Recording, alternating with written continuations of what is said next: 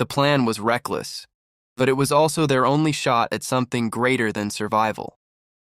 The next days were a blur of engineering, welding, and sheer determination. Steel cages were lowered into place, forming a skeletal exoskeleton around the canyon's weakest points.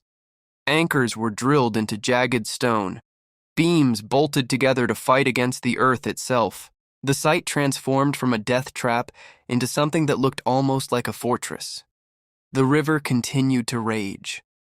The ground shook with every rock slide, but little by little a shaft opened into the hidden passage. It was a hole no one alive had seen since the early 1900s. When the descent finally began, the mood shifted. Helmets clicked on, headlamps cutting narrow cones of light into the dark throat of the tunnel. Every step was heavy, the air colder and wetter with each foot down. The shaft was alive with ghosts of the past, rusted lanterns clinging to rock, shovels bent and broken, corroded nails scattered like bones. Along one wall, initials carved into the damp stone, their edges blurred by time and moisture, told the silent story of the men who had once worked here and never come back. The tunnel plunged deeper than expected, over 100 feet straight into silence. The ground squelched under their boots, mud mixed with ice, and the weight of a century pressed down on their shoulders. Nobody spoke for long stretches. Only the echo of water dripping through unseen cracks filled the air. Finally, Dustin broke the silence with words barely above a whisper. "We're walking straight into someone else's unfinished dream." No one replied, but every man understood. They were trespassers in a place abandoned by history, finishing a job that had ended in failure for the men who started it. At the bottom of the shaft, the beam of a flashlight caught something unusual. Quartz veins, white and sharp against the black stone, shimmered faintly. At first, it looked like frost, crystalline and delicate, but as the light shifted, flecks of gold flashed back. The sight held them frozen, caught between awe and disbelief. Visible gold, not microscopic dust, not fine powder, actual flecks glimmering right in the rock. One of the geologists crouched, brushing a hand over the streaks. His voice cracked when he spoke. "This is textbook Bonanza. This is what legends are built on." The word set the crew in motion. A makeshift sluice was dragged into place, pieced together from the limited gear they could move underground. Men worked knee-deep in freezing black water, feeding rock and sediment through by hand, their breath fogging in the cold air. The rhythm was frantic. Shovel, dump, wash, repeat. Every man driven by the knowledge of what shimmered in those walls. Hours bled together until the first cleanup tray was lifted, heavy and wet. The gold sat in it like fire against the steel. 52 ounces in a single pass, nearly $100,000 at today's price, pulled out in less than a day's effort. The crew erupted, shouts echoing so loud the tunnels seemed to shake. After all the danger, all the equipment lost and near misses, they were finally looking at proof that the canyon wasn't just curse and myth. It was real, and it was richer than any of them had dared to say aloud. Exhaustion gave way to adrenaline as they pressed on, feeding more rock into the sluice, every pan heavier than the last. No one wanted to stop. The canyon had tried to bury them, drown them, starve them out, but now it was yielding treasure. For the first time since setting foot in the Devil's Throat, the men believed they might actually walk away, not just alive, but triumphant.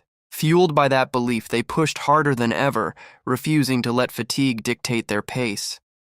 Days blurred into nights, the rhythm of digging, hauling, and washing becoming almost hypnotic. For 3 relentless days, the crew ran their makeshift sluices without pause. Buckets clanged, pumps groaned, shovels scraped against rock, and still they pressed on. Every pan grew heavier than the last, every tray catching more gold than seemed possible. When the tally finally came in, the numbers stunned even Dustin. Over 2,000 ounces had been pulled in less than 72 hours. At market value, the haul crossed $10 million before anyone had time to breathe. The men celebrated, but only for a heartbeat. The canyon refused to let them enjoy their success. Generators strained and finally gave out, sputtering to silence one after another. Without them, the entire operation threatened to grind to a halt. Instead of surrendering, they improvised. Hand crank pumps were dragged into place, men throwing their backs into the work as icy water surged past. Every turn of the crank kept the sluices alive, kept the miracle flowing. By the second night, exhaustion was etched into every face. Fingers bled, boots filled with icy water, muscles burned from overwork, but Dustin wouldn't allow retreat. "You don't walk away from a miracle," he told them, his voice hoarse but unshaken. The canyon seemed to sense what was happening, as if it hated the thought of giving up its secrets. Storms rolled through, sheets of rain pounding the ground until slides roared down the walls in violent cascades.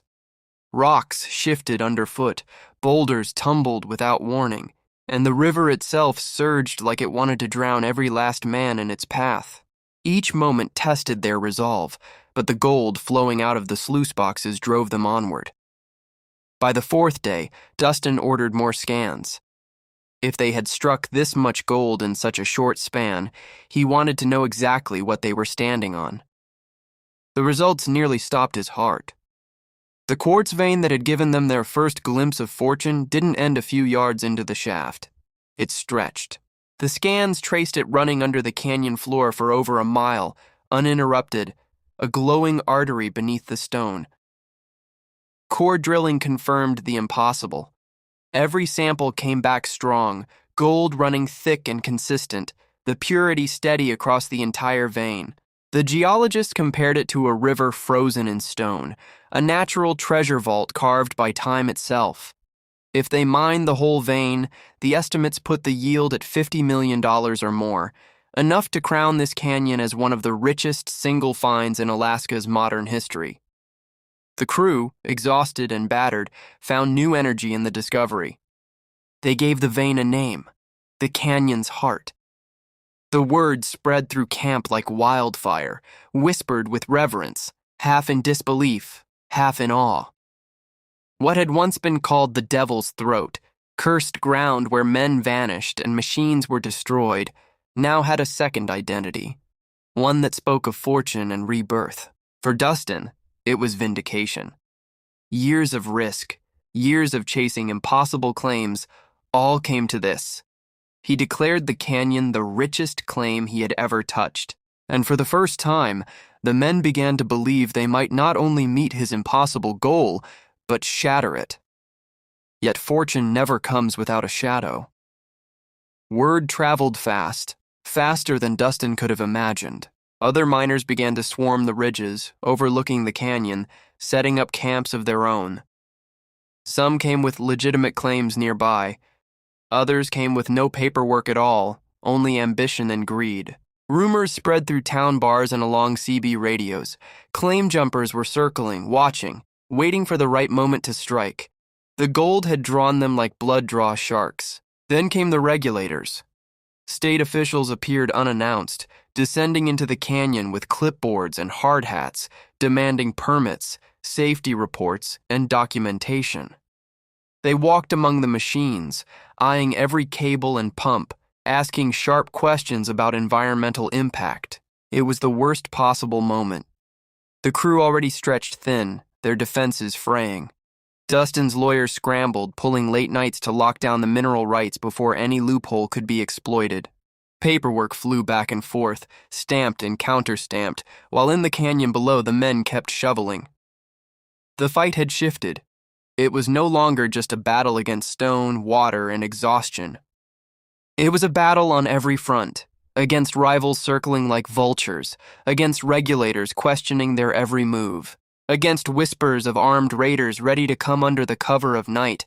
The canyon was no longer just a dig site, it had become a fortress under siege, and Dustin found himself at the center of it, guarding not only gold, but the legacy of every man who had risked his life to stand there. But the pressure didn't stop at the canyon walls. Every external threat seeped into the minds of the crew, coloring their glances, sharpening their tempers. With only 150 ounces left to hit the 3,500-ounce target, The adrenaline that had carried them through endless shifts began to crack, replaced by raw paranoia.